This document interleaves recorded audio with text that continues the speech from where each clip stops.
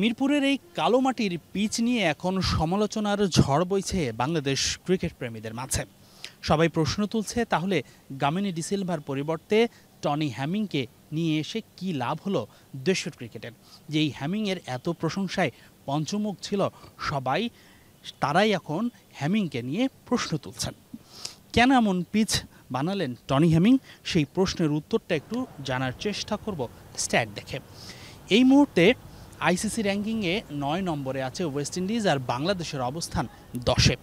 ৯-এ থাকা ওয়েস্ট ইন্ডিজের rating point ৮০ আর বাংলাদেশের ৭৪।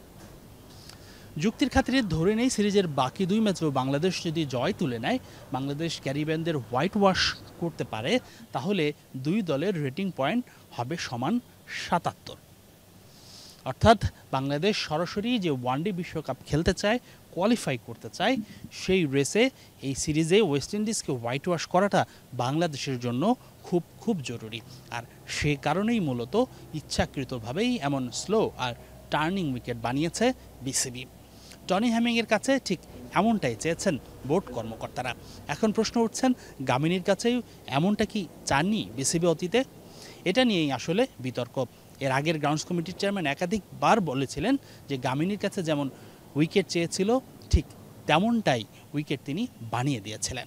এখন মেইন বিষয় হচ্ছে বিসিবি কর্মকর্তারা সরাসরি প্রকাশ্যে এসে এই কথাটা বলতে সাহস পান না, কিংবা বলেন না যে মিরপুরে তারা এই ধরনের উইকেট স্ট্র্যাটেজিক্যালি তৈরি করে থাকেন। এটাই সত্য, এটাই বাস্তবতা। মিরপুরের কালো পিচের উইকেটেও ব্যাটিং সহায়ক কন্ডিশন করা সম্ভব, অনেকটা স্পোর্টিং উইকেট তো করাই সম্ভব।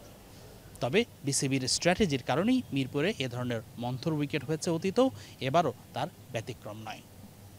হাসিনুর রহমান, যমুনা স্পোর্টস, মিরপুর শেরে বাংলা জাতীয় ক্রিকেট স্টেডিয়াম, ঢাকা।